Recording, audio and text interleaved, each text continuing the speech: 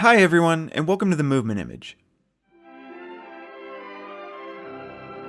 Federico Fellini ranks among the most renowned filmmakers of all time, creating numerous classics and influencing generations of filmmakers. Frequently recognized for his technical prowess, Fellini's narrative innovations are equally important. Taking a page from his involvement in Italian Neorealism, Fellini's early films captured those who are often overlooked in society. These aren't films that build towards happy endings. Instead, they're focused on moral circumstances and how frequently we're forced to accept unsatisfying conclusions in life. Through this approach, Fellini humanizes people who are often thought unworthy of sympathy, giving us new perspectives on the mistakes they make while also shining a light on our own biases. In this video, I'll talk about these elements in 3 of Fellini's early classics: I Vitelloni, La Strada, and Nights of Cabiria. But first, let's discuss Fellini's involvement in Italian Neorealism.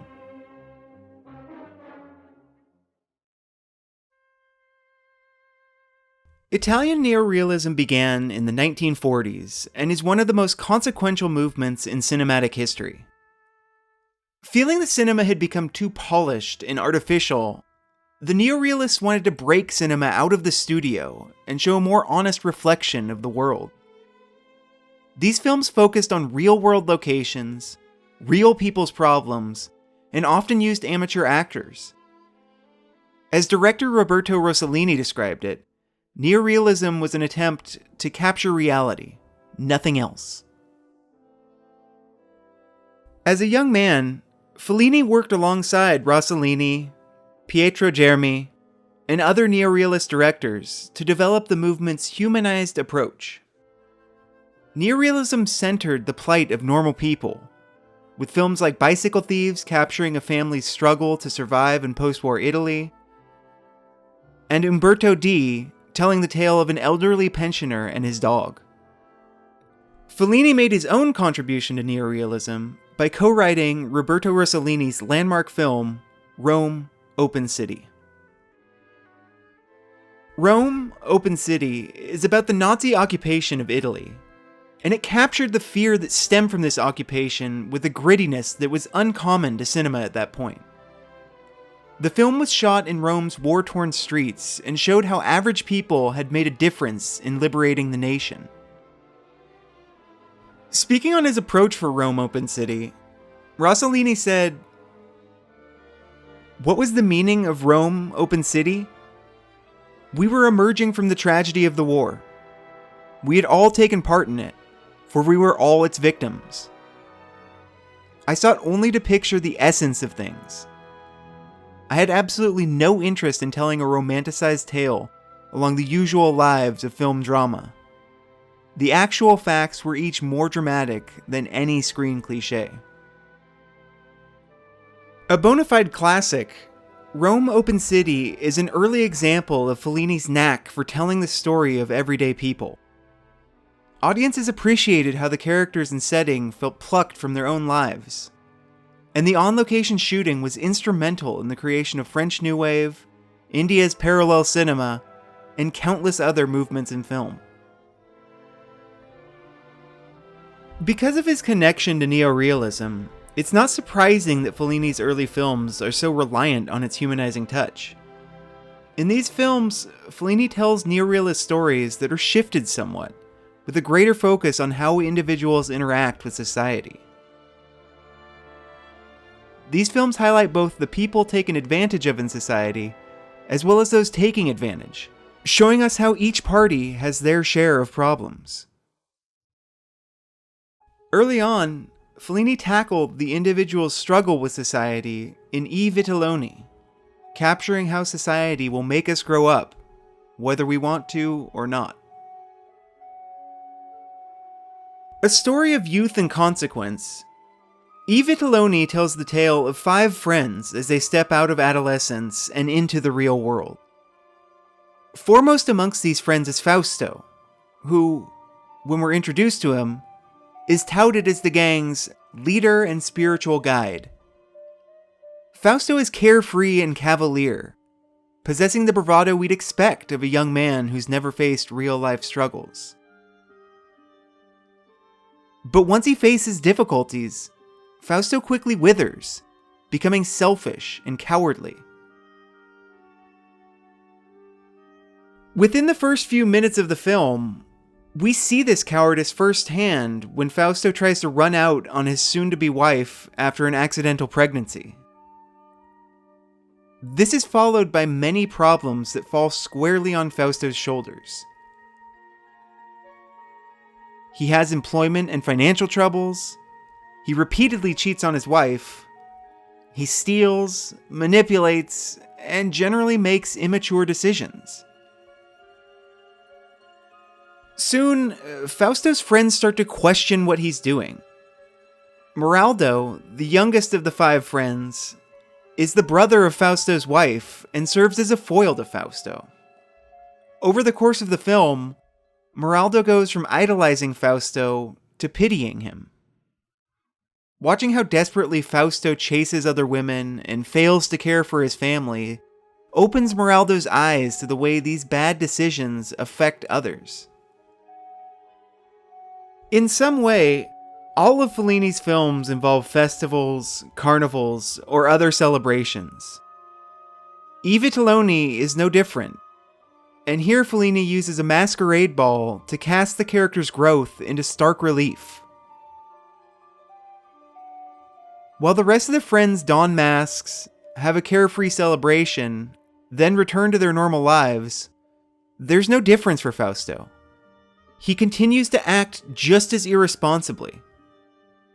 Following the ball, Fausto tries to seduce his boss's wife, which results in him losing his job and not being able to provide for his family. Fausto continues to blame everyone but himself for his problems, and Meraldo continues to act as his foil. Watching Fausto make mistake after mistake, we get the sense that Meraldo wants out of this cycle. He's tired of being involved with these boyish mistakes, and at the film's conclusion, we see Meraldo make this change, stepping away from the gang to become the person he wants to be. I Vitelloni is a moral tale. It doesn't revolve around any extraordinary turn of events, but instead hones in on common problems that almost all of us face in life. It shows the way that youth embrace their impulses, and how that embrace eventually catches up with them. By seeing the sorrow that stems from Fausto's actions, we come to recognize the problems that grow from our poor decisions.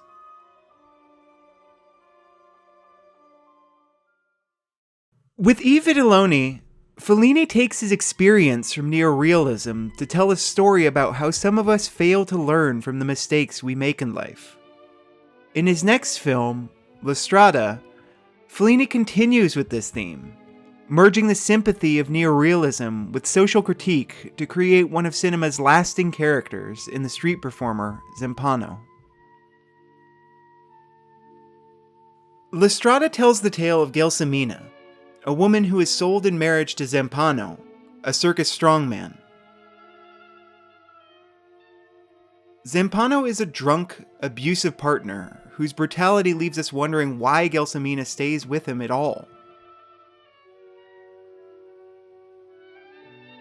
Through Zampano, Fellini introduces a moral dilemma to Neorealism's humanism, crafting a character who is both contemptible and worthy of our pity. Our initial impression of Zampano is that he's a thoughtless brute who's focused on no one but himself. We see him boss Gelsomina around, commit infidelities, and generally act selfishly. Over the course of the film, however, the root of this selfishness becomes clearer. Over and over again, we see Zampano's uncontrollable anger, which is revealed as deep insecurity. This shows us that he's not the thoughtless brute he seems, but actually the opposite, extremely self-conscious and afraid. Like in I Vitelloni, Lestrada uses Zampano and Gelsomina as foils. Gelsomina is a kind, gentle person who rarely speaks out of turn. Zampano is a firebrand who must have his way, by force if necessary. As we come to understand their emotional states, we see how the divide between them keeps them together. Zampano hates himself and finds himself unlovable, and Gelsomina thinks there's good in everyone and refuses to leave him. The doomed relationship between Zampano and Gelsomina is enhanced through Lestrada's visual elements. Lestrada translates to the street, and Fellini uses this title metaphorically to tell the story of Gelsomina's oppression. In the film's opening shot, we find Gelsomina walking alongside the ocean, a surface with infinite paths and possibilities. When Gelsomina is handed off in marriage, her path becomes limited. Her fate is tied to the streets Zampano leads her down. Throughout the film, Gelsomina is offered chances to get off the path Zampano is leading her on. Her colleagues in the circus offer to put her up when Zampano is arrested, and nuns in a convent offer her housing when they see how horribly Zampano treats her. But she turns them both down, refusing to give up on Zampano. These paths are called on again towards the film's end, when Gelsomina returns to the ocean, telling Zampano that it once felt like home to her, but now her home is with him. Hoping for some level of sensitivity from Zampano, he instead callously dismisses the comment, and then hurries them back on the road, signifying his control over her life. Ultimately, Zampano breaks Gelsomina's spirit through his horrific acts, and abandons her in a desolate mountain pass. With no other path to venture down, Gelsomina's fate, as dictated by Zampano, has been sealed. At the film's closing, Zampano comes to terms with his abandonment of Gelsomina in the only way he can. He gets drunk and he starts a fight. Following the altercation, Zampano wanders aimlessly through the night, ultimately finding himself on the beach.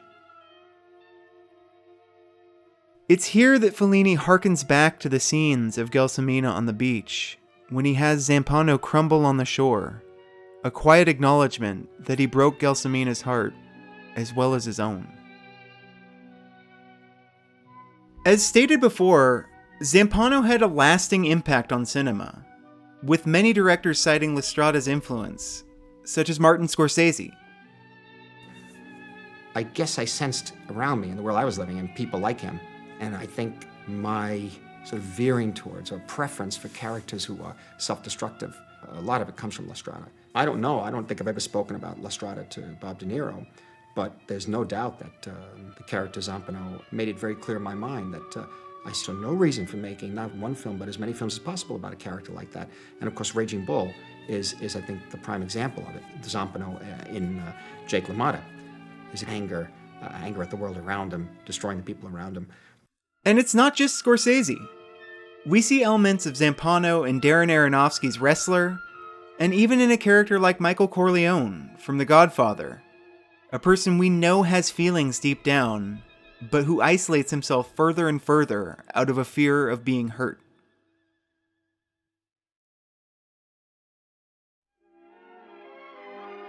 Finally, we come to Nights of Cabiria. In Nights of Cabiria, we follow Cabiria, a down-on-her-luck prostitute whose hopeful attitude continually brings her pain. Regularly spurned by men she hopes can truly love her, we bear witness to Cabiria's difficulties, and a strong connection is built. Nights of Cabiria is also where we see Fellini's films begin to embrace the imaginative. Through the big dreams of Cabiria, reality starts to suspend itself a bit. Though Cabiria's problems are rooted in the real world, her dreams continually override them, with her high hopes for love serving as blinders. In this way, Nights of Cabiria serves a transitional role, paving the way for the surreal dreamscapes we find in Fellini's later films. We can see this transition in the following scene, where, after spending a night hiding from the girlfriend of a famous actor, Cabiria has to sneak out of the house. Here, Fellini uses dreamy camera work to convey Cabiria's longings to us, employing innovative techniques to connect us to the character. With the sweeping romance of a pan-out, Fellini puts us in Cabiria's shoes, letting us feel what she feels. This is immediately followed with shadow play that shows us the darkness of the world she actually lives in as she tries to turn down payment. This is an important lesson, because Nights of Cabiria is a film about how being genuine and vulnerable gets us punished in life. In Nights of Cabiria, we again see Fellini embrace the festive, this time using stages and acting to show how we hide our true feelings in society. We see prostitutes standing on stages while heckling their colleagues, and we see the downside of these stages through Alberto Lazzari, a man who has it all in public, but is miserable in his private life. We even see Cabiria herself on a stage as she's humiliated by a hypnotist who convinces her to tell her darkest secrets to a feverish crowd of men. There are also many times where Cabiria's experiences garner onlookers, like when she almost drowns at the film's beginning, or when she's showing off about her big move towards the film's conclusion. In these stages, we again find Fellini using a foil to draw out the humanity in a character. If Fellini is playing up the performative aspect of society where we hide how we truly feel, Cabiria is the contrast to this, as we can always tell how she's feeling. Giulietta Messina's performance as Cabiria is incredible, and the depth and strength she weaves into Cabiria's vulnerability are what gives this film its lasting effect. Perhaps more than anything, this lasting effect is captured in the film's final sequence. After enduring heartbreak after heartbreak, Cabiria wanders out of the woods destitute, homeless, and with no prospects for her future. As she walks down the road, she's surrounded by a group of young street performers who joyfully play music and dance while speaking about how lost they are. These kids possess the same vulnerability as Cabiria, sharing their soul with anyone who will listen. It's in this that Cabiria finds her place and her comfort. Tears streaming down her face, she recognizes the role she plays in our world, and that it's all right for her to live with her heart on her sleeve. Throughout all of these examples, we see how Fellini humanizes people we normally overlook and creates sympathy towards their place in the world. Whether a playboy, sex worker, or insecure brute, Fellini draws us into these lives and creates empathy where none is often found. In this way, he builds on the themes found in Italian Neorealism and hones his own approach on how an individual finds their place in society.